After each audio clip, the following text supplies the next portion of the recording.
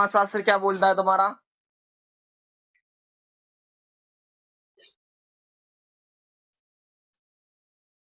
ये क्वेश्चन मैंने दे दिया टेस्ट में, समाजशास्त्र किसे कहते हैं, बच्चों की हाथ में लगी, किसी ने नहीं कर पाया।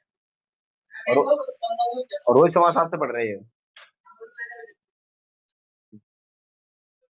तो भाई समाजशास्त्र किसे कहते हैं? ये बात तो भाई जिले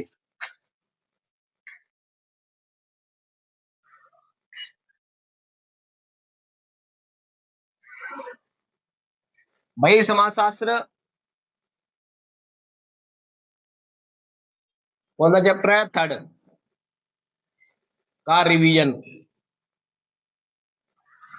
क्वेश्चन है आपका कि भारत समाज में बाजार को सामाजिक संस्था क्यों कहा जाता है? पहला क्वेश्चन। भारतीय समाज में बाजार को सामाजिक संस्था क्यों कहते हैं? बाजार में, भारतीय समाज में बाजार को सामाजिक संस्था क्यों कहा जाता है? सुनो भाई साहब, भारतीय समाज में बाजार को सामाजिक संस्था इसलिए कहा जाता है क्योंकि बाजार में बड़े बड़े साहूकार कहीं से अपना सामान बेचने के लिए आते हैं, और इसमें बाजार में कई समाज के कई वर्ग के लोग सामान खरीदने जाते हैं। जरूरी नहीं है कि एक ही समाज के लोग जाए, कई समाज के लोग जाते हैं जो अपना सामान खरीदते भी है और बेचते भी है। और भाई सामान तो खरीदते खरीदते हैं, साथ में उनके समाज का या उनके रिलेशन का कोई मिल जाता है तो वो क्या करते हैं?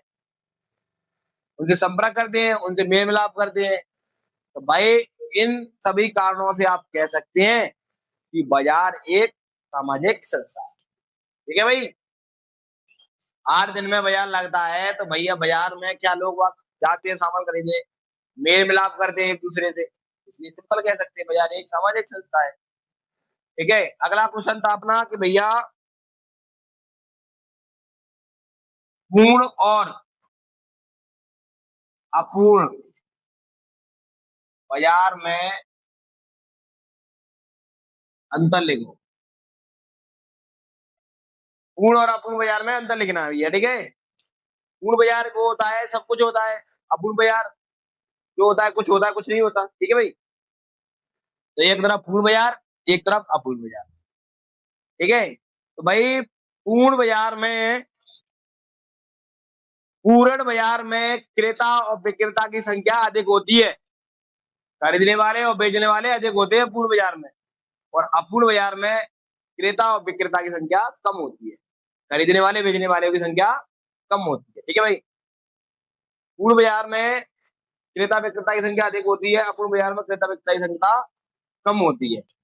भाई पूर्ण बाजार में आने का रास्ता और जाने का रास्ता अलग अलग होता है।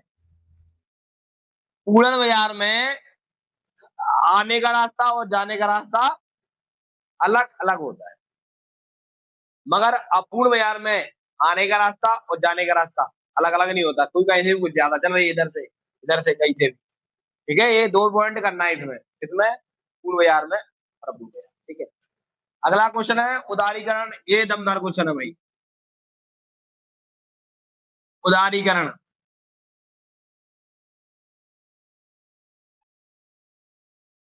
उदारीकरण किसे कहते हैं? उदारीकरण किसे कहा जाता है?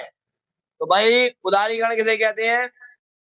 उदारीकरण जब सरकारी कंपनियों को निजी कंपनियों के हाथ बेच देना ही उदारीकरण कहलाता है। भैया उधार दे दे मुझे 10 रुपए है तेरे पास, नहीं है तो भाई, तो आप तुम्हारे पास हो तो मुझे 10 रुपए दे दिए, तो ये हो गया उदारीकरण, में उधार मांग रहा हूँ। ठीक है, तो भैया सरकारी कंपनियों को निजी कंपनियों के हाथ दे देना ही उदारीकरण कहलाता है। 2 नंबर में इतना लिख देना है।